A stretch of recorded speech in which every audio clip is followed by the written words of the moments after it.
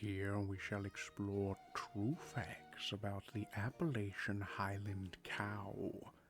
The Highland Cow is a notably rustic breed able to withstand cold temperatures and high winds thanks to its double coat.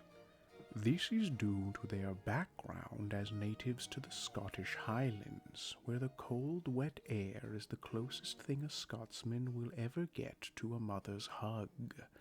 The Highland Cow first arrived in the United States in the late 1800s, where they acclimated to the cold, mountainous regions across the eastern seaboard remarkably well. The Appalachian Highland Cow can be found predominantly within the southern Appalachian area of the United States, if it wasn't obvious from the name. It is a stretch of land that extends from southern New York State all the way to central Alabama.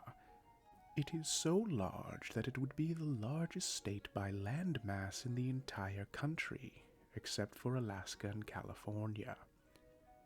Feels a bit like the gravitas is ruined. I certainly love when something is so big that it's almost as big as these other things.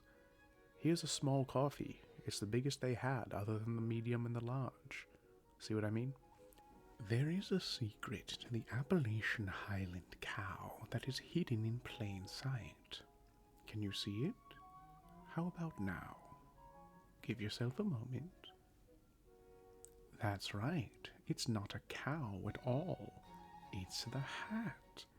The cow is a misnomer, sort of like the echidna being a mammalian instead of a snake-like creature, like the actual echidna from Greek legends.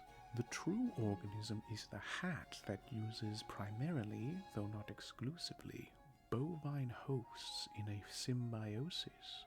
Have you ever seen one of these little guys without a hat on?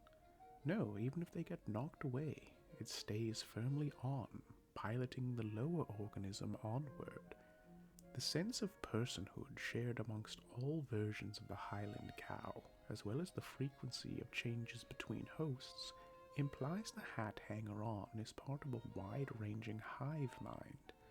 Barring that, it is possible the hat is a singular organism that simply needs to jump from host to host over an incredibly short period of time, and seemingly leaves each host no different than they found them. The leading theory is that this is a form of commensalism, a state of symbiosis where one of the organisms benefits while the other is neither helped nor harmed. It's the neutral form of symbiosis, not quite as good as mutualism, but not as bad as parasitism. Known commensal relationships include the suckerfish hanging on to sharks or sea turtles, gaining a means of acquiring food while their host is neither helped nor hurt by their presence, or in how pigeons have gained wider territories of influence by living close to humans while not directly aiding or harming us within those shared territories.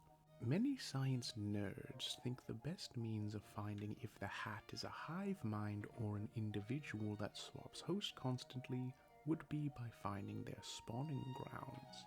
Failing that, tracking the hat's migration to its original source would also be a great, if potentially fruitless, benefit. But of course, I have my own theory for where this hat has come from. I've done some independent research myself and feel I've come up with a true answer for where this hat is spawned. Naturally, it comes from Applejack from My Little Pony. See? She's got the hat right there and is never seen without it. All those images of her without it are false, photoshopped, or AI. Still don't believe me? Here, take a listen to the vocalizations each makes. Don't you use your fancy mathematics to muddy the issue. Come